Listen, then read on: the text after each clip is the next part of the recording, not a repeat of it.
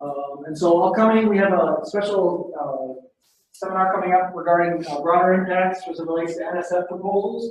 And so I just want to put that out there so that way, you know, next Friday, November 16th, that's going to be happening. We have somebody who specializes in that who's actually going to be coming in and doing the presentation on that.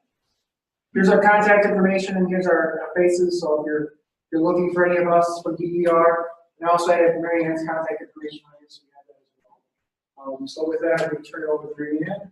Thank you, Robert. Thank you all for being here today. We're really happy to have with us 2 of our 5 German companies that decided to come with us just to engineering today to talk to you about what's going on in the latest technologies in their companies and possibilities for research, ideas for how we might engage students in the process. So feel free to ask questions. We're going to start out first by introducing Andrew Whydell. He is the Vice President at ZF. And also let me introduce Fabian while we're here. Fabian, you want to? Yeah. Fabian is the CEO from Invensity. And both are going to be talking to us over the course of the next hour. Fabian Koark. Thank you very much. So, Andrew, take it away. And maybe as Andrew's getting ready, I could just say ZF has been working with us here at Michigan State in research, especially computer science and engineering. I know Betty Chang has some research opportunities operating out with you, and we've had a long-standing relationship with student faculty engagement. So thank you, Andrew. Okay, well, thank you very much. Thank you all for joining us today. So I've got a few minutes here just to give a little bit of an introduction to ZF as a company. As you can tell, I'm not actually a local. I'm here from originally from England. But as we continue to expand our capabilities and the work that we're doing here in Michigan in particular, then I wanted to give a little bit of an introduction to who we are and some of the areas that we're working in that could be of interest for you. So with that, now this may need a double click to get it. Go ahead and do it on there.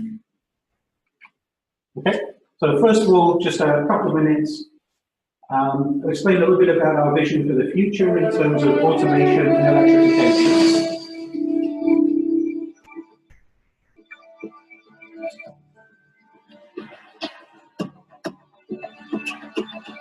So the vehicle that you'll see here is actually a demonstration vehicle we built at the Frankfurt Auto Show last year, which combines many different safety, powertrain efficiency, and automation technologies in one vehicle.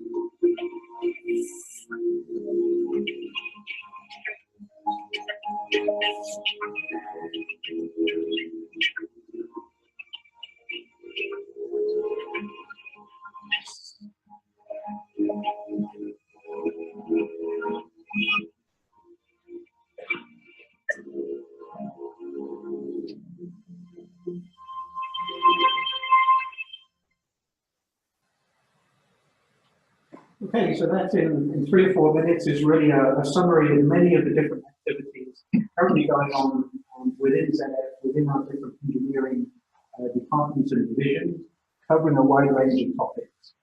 So with that as a little bit of an introduction, just to explain a little bit more about ZF, which is probably a company that we're one of those biggest companies you've never heard of. Overall, we have about 146,000 employees worldwide. We're in 40 countries with around 230 locations. And last year we had over $40 billion in sales, so we're basically one of the top 3 automotive components and system suppliers in the world. In terms of our the key things that we do, we have vehicles to see and connect. So we develop a range of different sensing technologies for different kinds of driving scenarios. The controllers, the brains that help the vehicle to understand the environment that's happening. And then the ACT are the chassis control systems, the braking and steering systems, the transmission and powertrain system that actually help us move the vehicle around. And then just one other point is we're actually active in a very broad range of vehicle types. So in addition to traditional passenger car, we also work in the commercial vehicle space, and even off-highway applications, including agriculture, mining, marine, and even aerospace. So a very, very wide range of products. Here in Michigan, we're a big local employer. We have, I think, 11 locations across the state of Michigan, split between technical centers and manufacturing locations. So in total, around 4,500 people work for us here in Michigan, out of a total of around 13,000 company employees across the whole of the USA. Some of the key technical centers close to here, I'm based in Farmington Hills, which is about an hour southeast of here, just on the edge of Metro Detroit. And we have a number of other technical centers around the Metro Detroit area. Closest locations here are Whydell and Koark, which are maybe 15, 20 minutes drive away.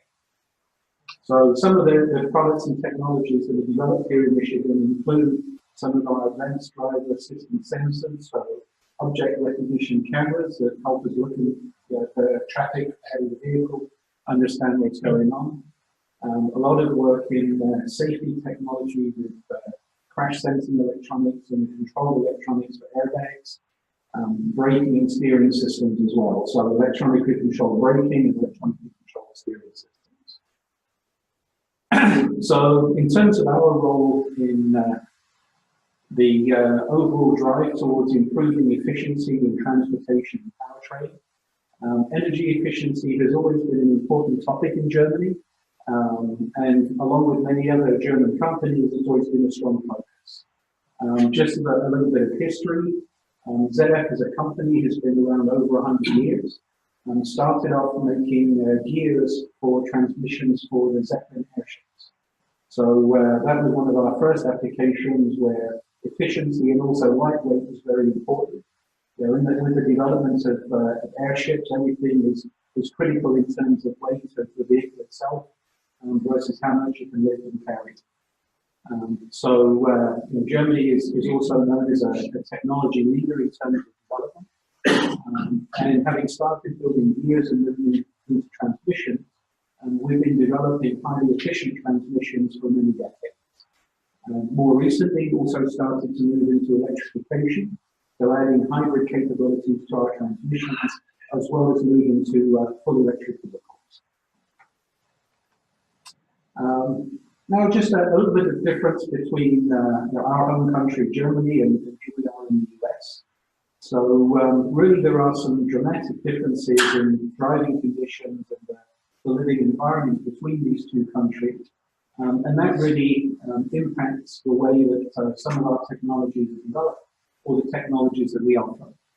So just a few key points. Western Europe and most of Asia is relatively dense in terms of population, around 250 people per square kilometre, as opposed to the US, it's around 32, or Canada, it's even lower at about 3. So here, people spend a lot of time driving in the wide open country. Because of that, it leads to even some differences in the types of accidents that people have. So that's something that we monitor.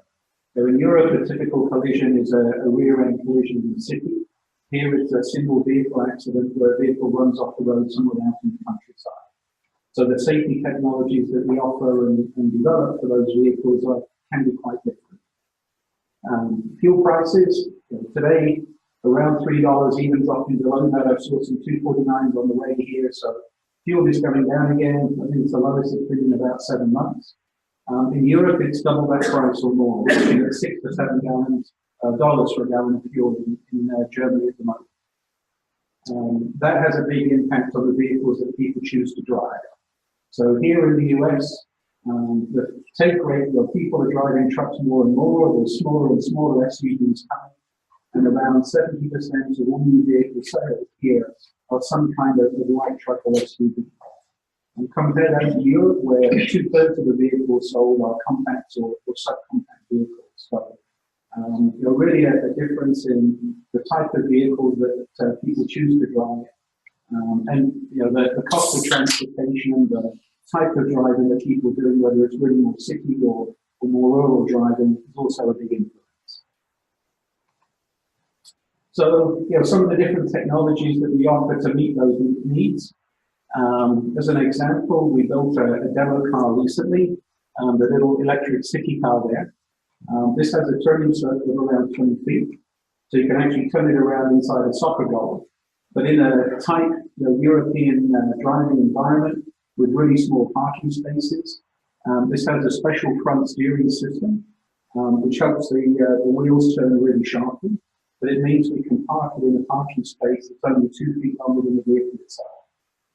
In addition, it's automated, so it can actually park in and out automatically with a smart lock interface. So you don't even need to be in the vehicle, you can stand outside and park itself. In comparison, we recently showed a rear steering system for larger pickup trucks. So this helps us turn the rear wheels to improve the maneuverability at low speeds. In this case, with our F-150, we cut about 10 feet off the turning circle.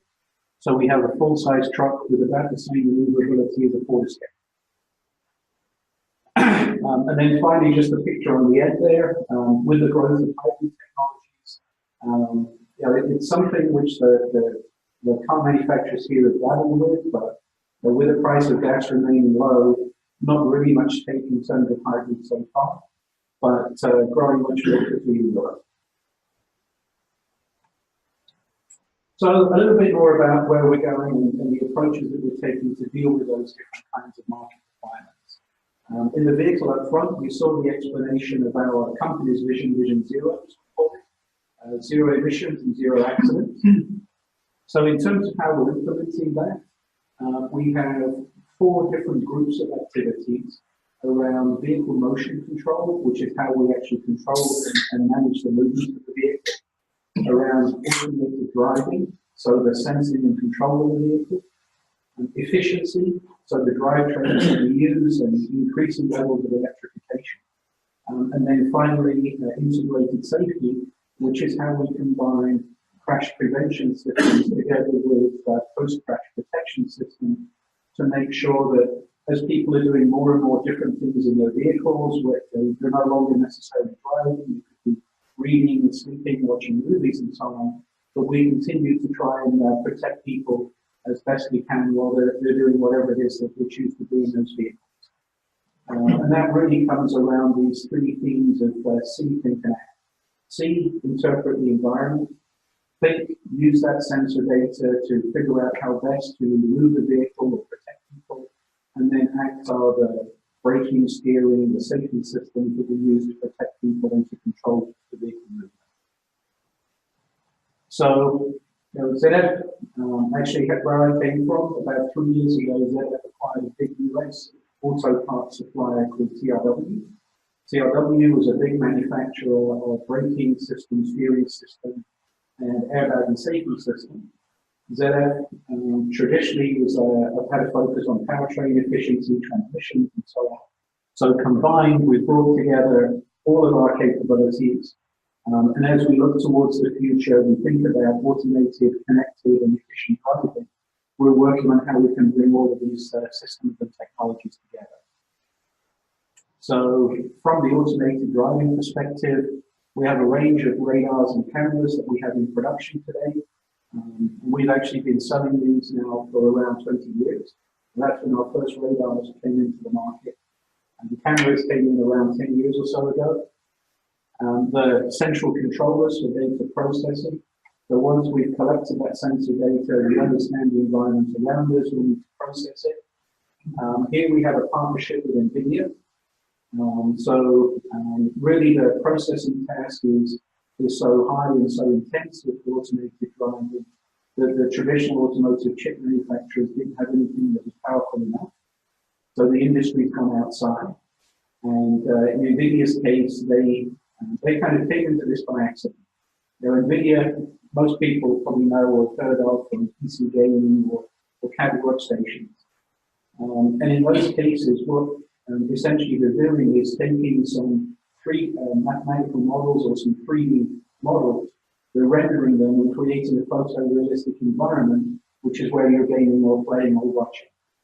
Automated driving essentially runs the same process in reverse.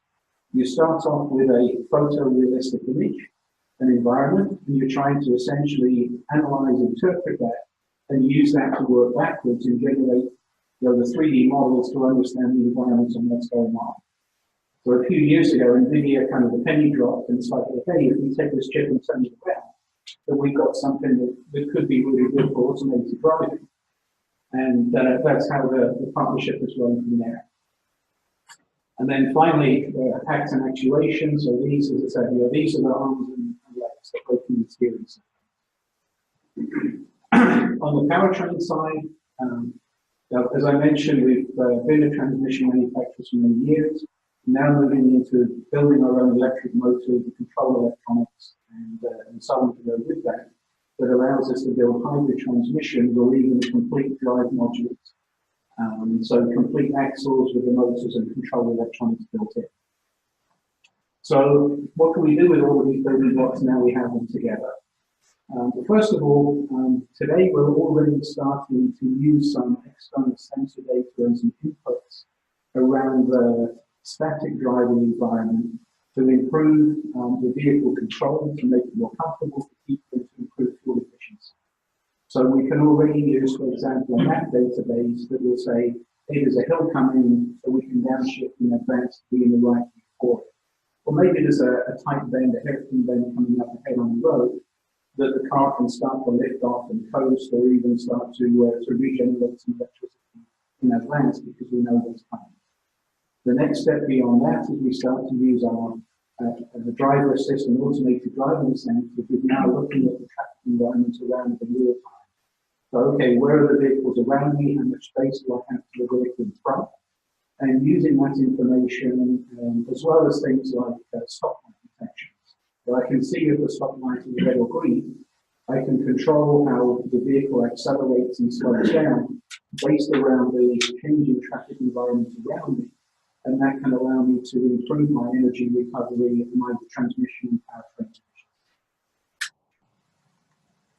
So one of the topics that comes up from time to time is, We have these two parallel trends at the moment with automation and electrification. And sometimes people ask, are the two of them tied together? Do automated vehicles need to be electric? Something to explain here is in many cases we'll see prototype vehicles, autonomous vehicles which are hybrids or even electric vehicles. One of the real reasons for that is for R&D purposes, these vehicles have the trunk just stuck full of PCs and servers because that's an easy development platform for developing the coding and testing and so on. But power-wise, that's relatively inefficient. Desktop PCs, desktop servers are not designed for low power consumption specifically. And so many of these vehicles can have very high power consumption. One of the biggest tasks for us and with our partners like NVIDIA is how do we optimize our silicon design to get the processing power we need, but at the kind of power consumption that's more of a mobile type application. And so we've done some study work, and we actually think that the total electrical load for an automated driving system from the sensors and controllers is probably going to be somewhere in the region of 150 to 200 watts for a vehicle driving down the road. So that's maybe another 10 amps or so on the electrical load. It's not a huge amount, it's about the same as the current vehicle lighting system today. So there are some needs for some additional power consumption, but it's really not a dramatic amount. However, if we turn that around and say, well, while automated vehicles don't need to be electric, if electric vehicles are automated, this really can bring some other benefits for us. And where those benefits can come is really when it comes to recharging vehicles. If I have a vehicle that can move under its own guidance, I can be much more effective at how I schedule my recharging or how I share the recharging infrastructure. So this is, I can have a vehicle that can move to a dedicated charging area, can recharge itself. Once it's done, it can move away to allow another vehicle to come in and access that same facility. And that's something that can be really important at places like airports, where today, if you drive an electric vehicle to an airport and you're parked in a charging area, there'll only be a few charging spaces available. If you're out of town for 2 weeks, nobody else can really get access to that space while you're there. So it's really an inefficient way of managing that charging process. But with the current technology we have today, then we're really limited on what can be done. So this is an area where we think there's some great potential to bring some synergies between electrification and automation. So that's kind of the end of my pitch for ZF being a wonderful technology company. Just some information about some of the programs that we have. So our summer graduate and actually year-round intern and co-op programs are up and running. We continue to expand them year on year. If you're thinking ahead to next summer, we're looking to have a total of around 80 different placements across the state of Michigan, mostly around the Metro Detroit area. And a good portion of those are going to be in engineering areas, mechanical, electrical, and software. So we actually run 3 cycles a year. So we run a summer program that runs from May through August, a fall program from September through Christmas, and then a third one through the winter from January through April. So a lot of great opportunities in terms of some of our specific upcoming events and recruitment activities. Careers Fair coming up in January, and a series of expos and other topics through February and March. So my daughter is actually also a student at another Michigan establishment not too far from here. And she's done 3 internships with us over the last 3 summers. She's been involved in driver assist camera test and development, and body control module, steering control and body control module test and development as well. So she studied computer science. But that's just to give an idea of some of the opportunities that we have. Okay, so that's the end of my pitch. Do you have a question right now or questions at the end? There are no questions currently.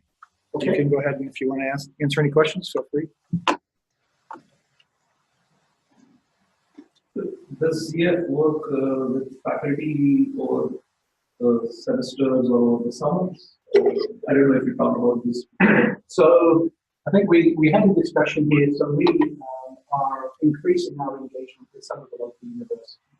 And as you mentioned, we have some Dr. Betty Chen that we're engaged with. So we do have some specific programs in Michigan and with MSU here to support some specific R&D and for research activities, research projects, and so on. Very good. And if there's other opportunities, we can stay in touch and present calls to the faculty that when you invite research design ideas, whatever it might be. So first of all, as you call this my name, what's my background? I'm an electrical engineer, master in science, and still very passionate about engineering. I decided to go a different way. I decided not to go the corporate way. I decided to do technology consulting. So what is that? Technology consulting it's a big word, and everybody has a different interpretation. But what do? We provide technology architects and engineering coaches to the industry, so for two big companies. Why? Because our environment is changing. And I would like to start a little bit off of these megatrends, and we're also talking about electrification, connectivity, and we'll share into that. How is that changing our lives as engineers, and what are the challenges of the industry? So I will touch a lot of different things. I'm traveling this week from Minneapolis back to Detroit, where I live and work. Detroit. We're doing I'm doing a roadshow and also we talk a lot about the future of planning, the future of urban environment and urban highly efficient transportation. So there's a lot of different topics. Take pictures, take pictures, take notes. I can cover all the questions now. Let's go a little bit into it. The industry is shifting, and I want to start with a topic not so much passenger vehicles. Let's look into commercial vehicles. Delivery, that's a big business. And so I had the time to attend the workshop of the National Highway Association of America, the workshop 8 weeks ago in Chicago, where we discussed the future of autonomous and highly automated commercial vehicles. And it is interesting how engineers now start to go back to the stakeholders and say, okay, it's not just the driver. Especially in this commercial environment, we have carriers, we have also the drivers, but we have the different authorities. We have city, urban authorities, we have rural authorities. They have completely different interests. And it was interesting when we discussed these different topics and jumped through all this. But we know that how highly automated driving for these different stakeholders has an upside and a downside. Drivers are afraid that is taking their jobs away. But on the other hand side, you already know in North America, we are short. In the future, we estimate about there are different calculations. There are different calculations that show a lack of truck drivers between 20,000 and 200,000 in the next 10 years. So it's not taking the jobs away. And it's kind of talking about that. So then we really came out with what will be the impact on the infrastructure. Will we see major ports in like the, not yet the rural environment, but in the outer skirts of an urban environment where we shift the highly modularized load from a long haul, that is maybe a hybrid technology for the long haul, still partly electrified, to completely electrified urban delivery.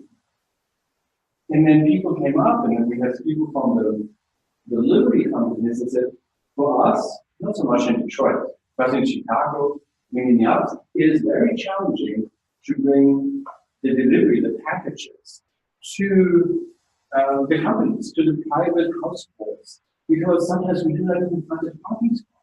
And then they came out, can I read that? It's a creepy. No, that's not.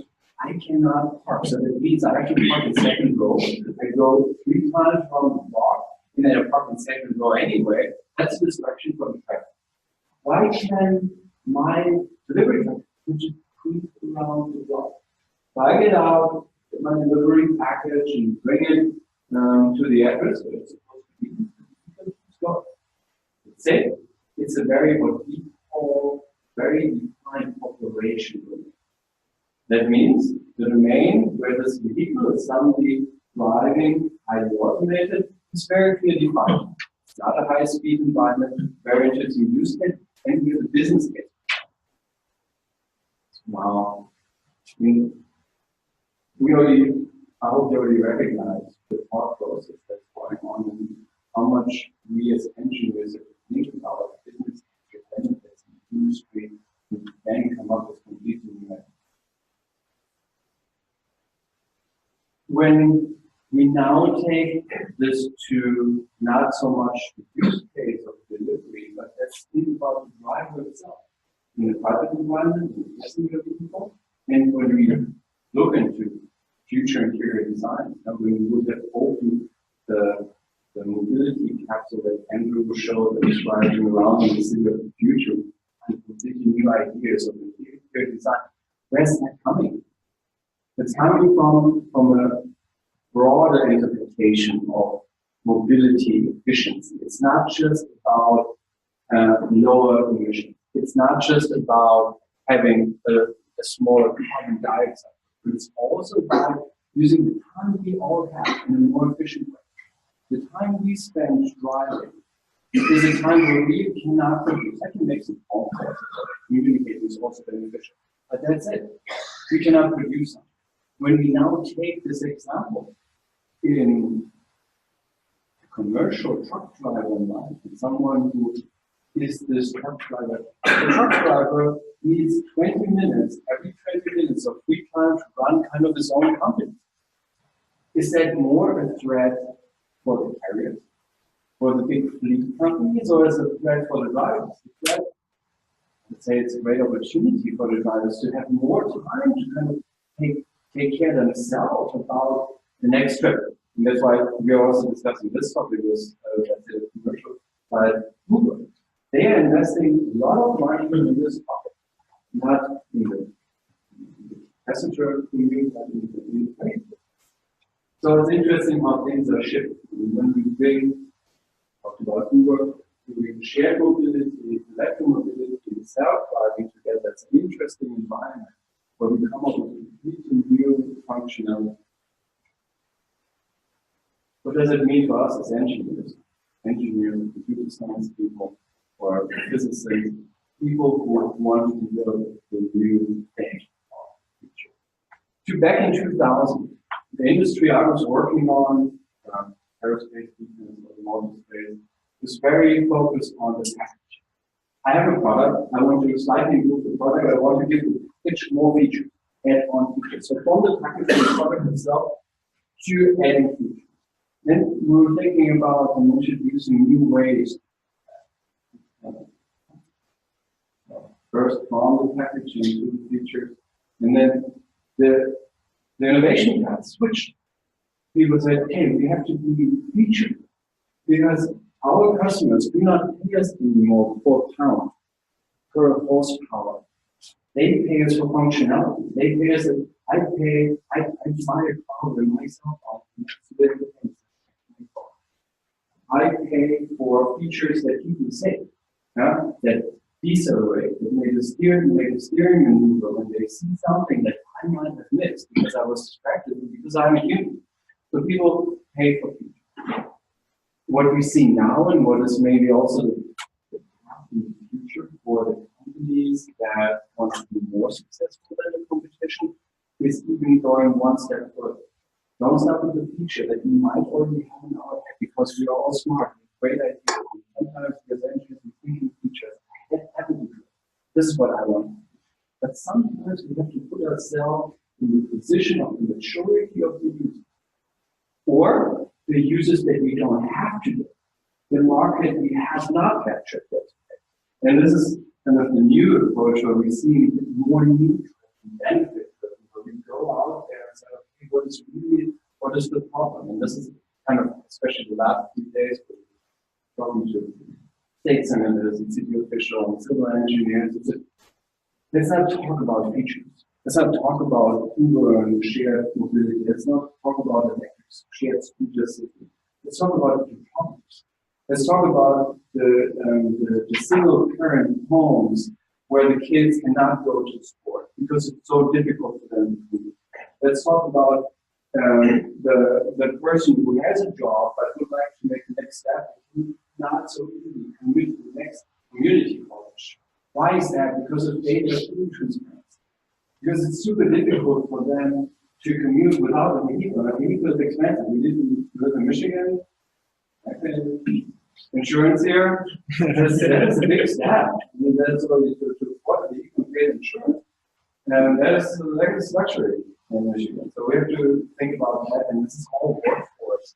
That is all brain power that we use on the way. So it has this new innovation path that slightly makes it's something that we propagate today. That's something we do. Make the next step. Talked about benefit-driven innovation and touched already about shared mobility, automated driving. How is that related to these buzzwords that now come out? Everybody is talking about artificial intelligence. With every newspaper, artificial intelligence. I think it's a little bit too much, and I don't think that we need artificial intelligence for every system that we develop. But artificial intelligence is a great tool. It's not new. Interesting is when we look into artificial intelligence from a different. For us, someone comes to us and says, how can I utilize artificial intelligence? It's like, for us, it's artificial intelligence is just the last stage of digitalization. And for your system, you might not need artificial intelligence. Let's take a few. We had initial great examples of automotive, different automotive systems. Let's talk about the difference between a front-end camera and a transmission system. Where do you think we need more artificial intelligence? In the transmission system or in the front? Any thoughts?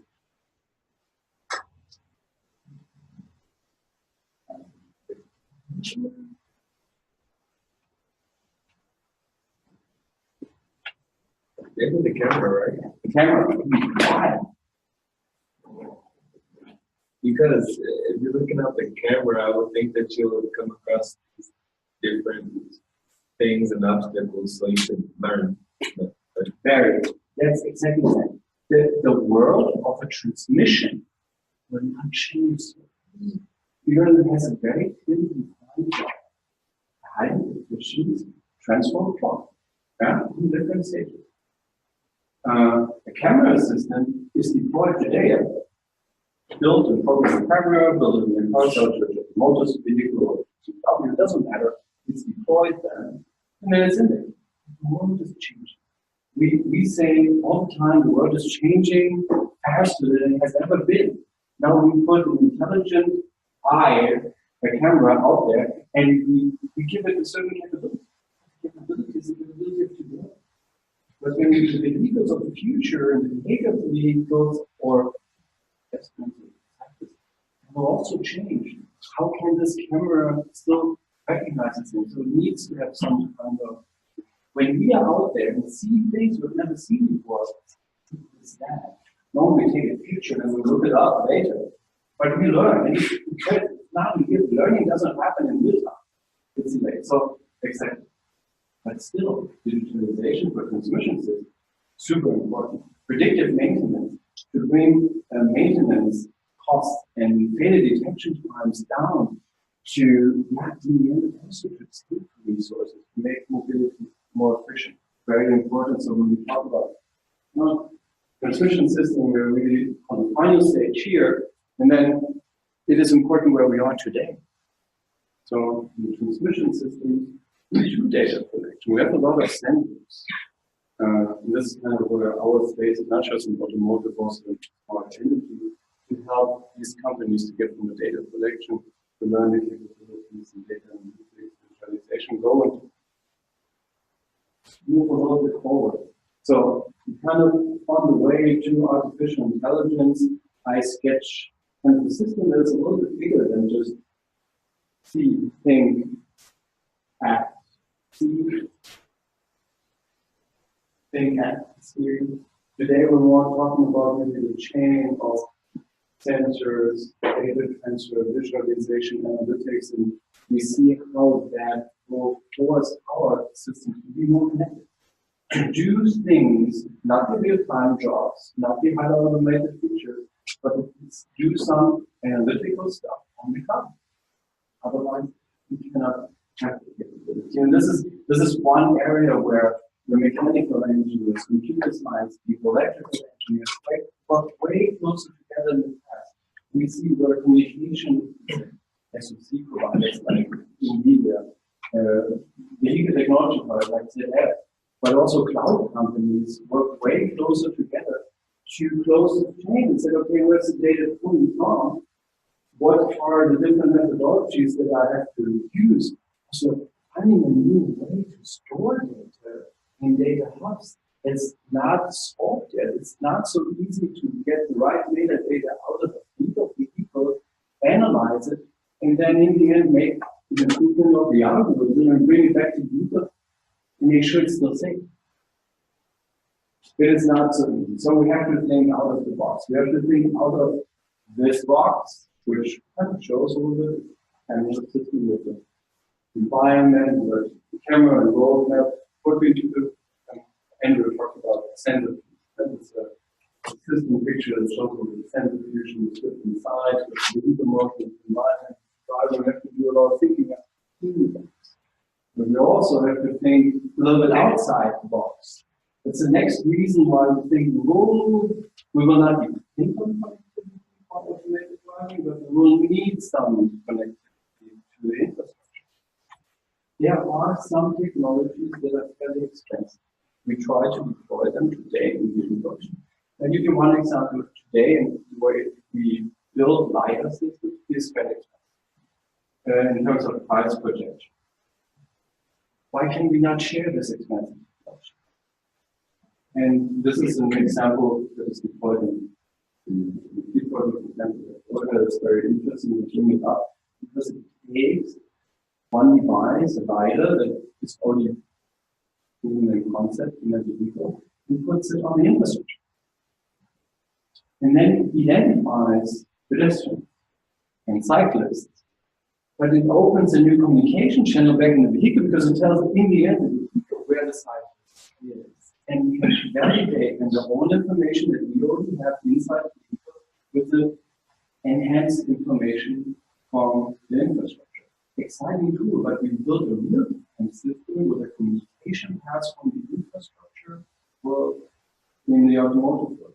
Two industries that worked in parallel in the past have different standards in terms of functional safety, in terms of robustness, in terms of quality assurance. Completely different. So interesting where engineering disciplines grow together and we see not just new possibilities, also new challenges. I already touched about standards of functional safety. That is a big topic. We have safety products, systems, and airbag systems, and active safety, braking systems. But everything that surrounds us and everything we develop as engineers is also functional, not just safety.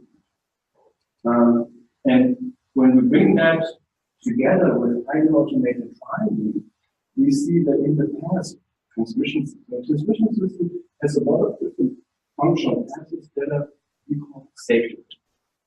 But some of them we were just able to deactivate. If something happens, we just deactivate. That's why you call them fail-safe. Fail-safe means something goes wrong, I deactivate the feature, I'm still fine. In a highly automated world, where our safety depends on the availability of the feature, we move from a fail-safe behavior system to operational safety. That needs completely new architecture, more redundancy, and we need to learn when we are in the road transportation space. We need to learn computer transportation, like air deployment of 5th generation of autopilot in the aerospace industry has shown at every stage misuse. Why? Because we did not educate the user that this new autopilot behaves slightly different. How would we educate not just the system? How do we not just make the system intelligent? How do we educate the users of these systems? When I buy a car, that's easy, because then I'm educated by the person who's selling the car.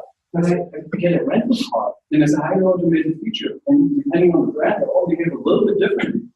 You have to watch 2-minute video first, and when I activate it, and then I have to show that I understood, and then I can use the feature.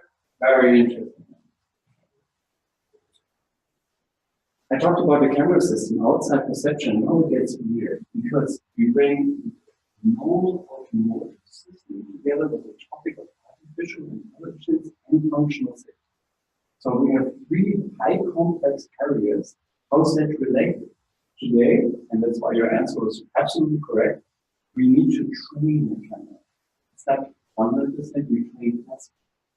The classifiers tell the recognition software behind the camera that this is a cow, this is a bicycle, this is a car, this is a trailer, this is a lamppost, this is a stop sign, whatsoever. How do we do that today? We give the camera, let's say, a base intelligence by algorithms. Then we give them tools, machine learning tools, deep learning, decision trees, hardware accelerated structures to make decisions faster. To make a better decision, these machine learning algorithms need classifiers. These classifiers need to be trained. How does that work? I give them the raw data, and then I have so-called label data. Label data is data where we take the video stream, we give it to a service company, to Africa, or in some point to Africa, but there's a great business in West Africa. There are new IT companies that do label. They take the video data and label all these different objects. And then we bring it together, then we see how good the classifier is, we see how good the algorithm is, and we see where it's lacking. And then we improve the classifier, try it again, and then we're better, and then we can deploy the software. In a world where we deploy software in millions of vehicles, we cannot do that. When we release it from an engineering space out there in the world, we have to do that way faster. So that's why we are thinking that the world is going, that we need to build a system of systems, that we bring in new technologies like this guy. Used today for a completely different environment, supercomputing power. So that means we need intelligence on the edge that will be always limited. And then we need maybe a super intelligence that mimics what, for example, the labelers do today. Why can the supercomputer not learn from this manual, from the label? Why is that so crucial? Because get the video captures, send it to the service company, they label it. This takes months. We need it in a few days to be able to deploy the next generation of software in the vehicle. And we must be sure that this is safe.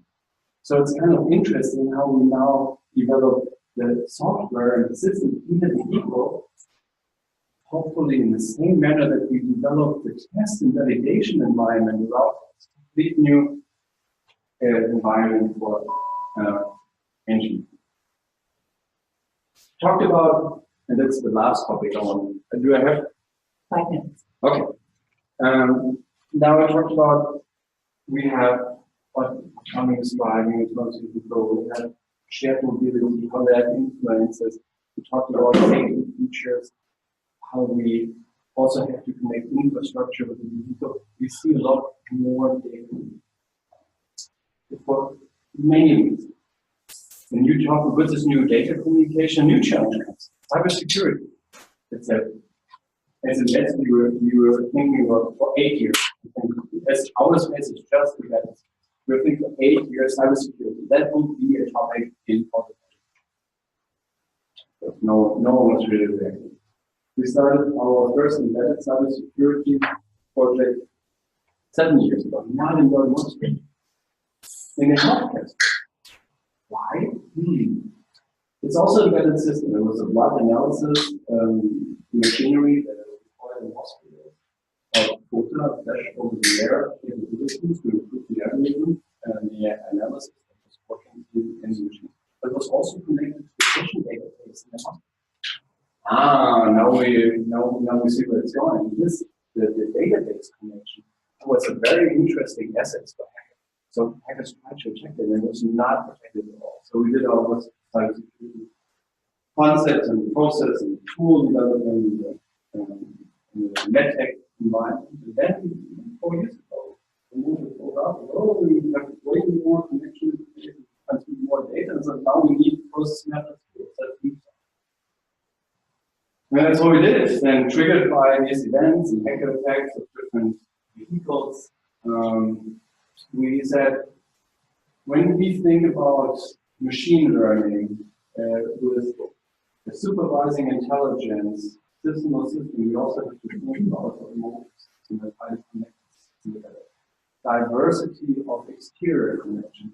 And they are all different. The connection that we have between our phone and the vehicle is completely different to the satellite connection that we use to navigate with GPS, and especially in the future where we want to pull part of map data in the vehicle to the validation of our position. It's all very relevant data. All of these interfaces can be attacked. The IT, the computer science, everything solved. Server infrastructures, we do cybersecurity, Cisco's doing cybersecurity for many, many years. We have all the different controls. That's good, they are great books. What controls are possible? What a lot of IT people do not think about, we do cybersecurity for real time. What happens if we are attacked? Because you cannot avoid it that someone tries to attack. In a server infrastructure, I pull the server off the grid. I investigate where the attack is coming from, I protect myself better, and I investigate how I can find out who the attacker is. This is not a possibility in this system. If I have a hacked steering system, I have to work. So that means I need to identify that someone is trying to maybe not even want to violate my safety or integrity. I want to get some information. In the future, we will capture video data in the vehicle for accident reconstruction. Someone is that interesting, so that they don't want to harm me, but they might do. So, but in the end, we have to identify this as a hacker, but we still have to be functional because we live in a real-time safety system. So it is there. That's why we look, that is next task a little bit for engineers when we talk about redevelop functionalities. That's our main goal. But we also have to think about what kind of asset is our functionality that we are developing. What kind of vulnerabilities do we have to handle because we decided for a specific communication, because we decided we need information from the outside. I want to send information to that. And then learn how to handle current risk mitigation. There are a lot of different ideas. People always ask me, Kevin, there's a lot of different topics. How do you handle that? I don't handle that. It's just information that you capture when you work as a technology consultant.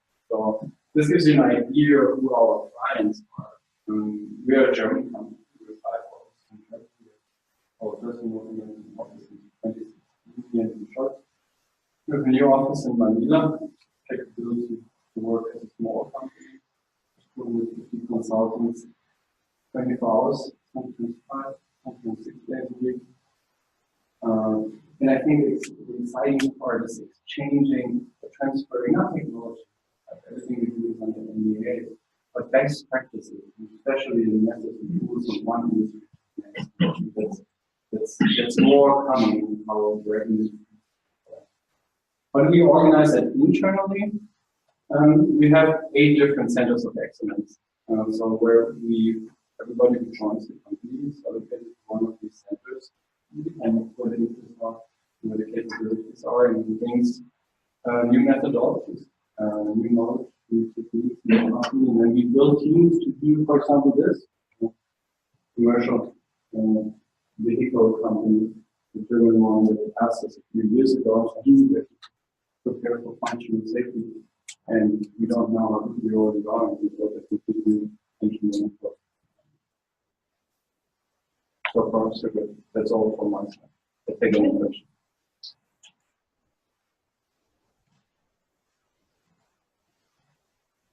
Any questions? What's the operation mode for you to collaborate with other companies or universities? That is a very good. So I want to answer both questions. I want to answer that university.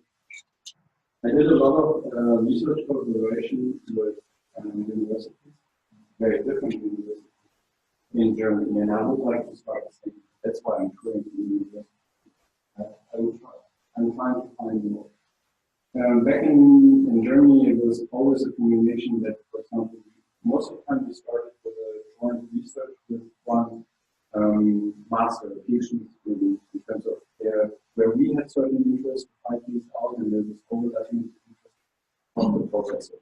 And I'm trying to find this kind of more here in other works. That's my personal. I'm not there yet. I would love to do research. The first question: how do we collaborate with big companies? Most of the time, our clients call us for two reasons. Sometimes because they understand that there's a challenge in front of them, and part of that is not their core competence, or they do the first time. So they need someone who really plays an architect, plays a coach, helps.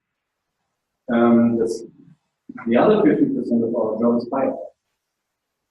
So a big industry company decided to try it by themselves, maybe with the wrong partners or whatsoever. It went wrong, and now they have to deploy technology. It's not safe, it's not working robust enough, and then they're telling us to fix the problem. So that's 50-50. Then it's a discussion of finding out where really the challenge is coming from. I believe in putting a little bit more work and effort into analysis before you start to stack problems and resources. I don't like to stack the problems with resources. I like to stack project team and real time and resolution. I hope that answers the question. What kind of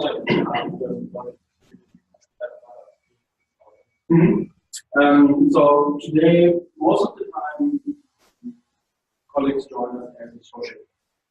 The social consultant means that you're a slowly associate to a team. That means the existing project where you support and learn before you're ready to take over your own project. And it could be even various. Everything we do is kind of around the topic of system engineering. Most important thing you have to bring with you is no fear for nothing. So we do this all looks funny high level. No, we take software architectures apart. We take electronics apart. We find where something is cheap, where something is expensive. So, and yes, also when you're a mechanical engineer or electrical engineer, you might have to do software.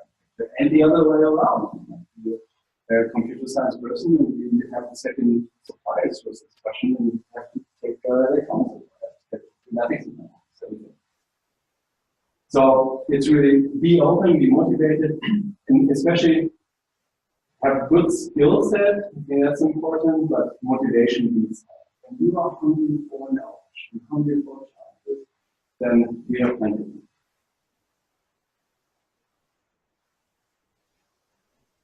for communicating vehicles and environment, is it possible to think about the standard and open protocols that will be interchangeable between brands and things like that? And with the distributed intelligence, not necessarily a main computer or main center, only well-distributed intelligence that allow to work standalone. Good question. Take the first one first. There is already a good. There is one communication protocol developed. To me, that's your country information. But there is already a need to infrastructure communication protocol. Today we're talking about the channel. The communication industry is trying to push 5G. 5G gives us the capability not just to communicate from a point to the center and then back, it also gives us the capability to communicate kind of directly from participants. But there are other nuclear communication techniques that might be way more robust and cheaper. So there's one hand side is the conventional perspective, technically optimized solution, but there's so much money in stakeholders. So we will see where we're going. So yes, there's already the standardized one. Where it's still open what the channel. Second question was what happens on the supercomputer in the cloud, what happens what we call at the edge. The vehicle needs to be independent. I think that means also when we talk about the autonomous feature needs to work reliable by itself. But it needs to learn. And learning on the edge will not work over. And also I'm talking about this validation of position data, for example, of the vehicle. It's great. I cannot have always the whole world as a highly precise map in my vehicle. But I can define the area around my vehicle and I can download a super precise map just for my surroundings. So we see there are very defined use cases where we need this supervising power on the car. But it's not in this real time. We should never do real-time features that are in the cloud. I need to curtail the questions at this point, but you will have access to our speakers, and you're also welcome to join us. I've got to get them across campus over to the facility for their isotope beam research, where we're having all 5 companies make a presentation, and our own Peter Solovian is going to be speaking this afternoon about Michigan State's broader technologies and what we're doing here on campus. There'll be an introduction by Satish Utpa, our Executive Vice President of the University, to talk about the Spartan Village and what we're doing with autonomous vehicle research and opening new opportunities there. So I encourage you to join us. We're going to be walking across campus now, but I've got to get our speakers over to their next venue. So thank you very much, and thank our speakers.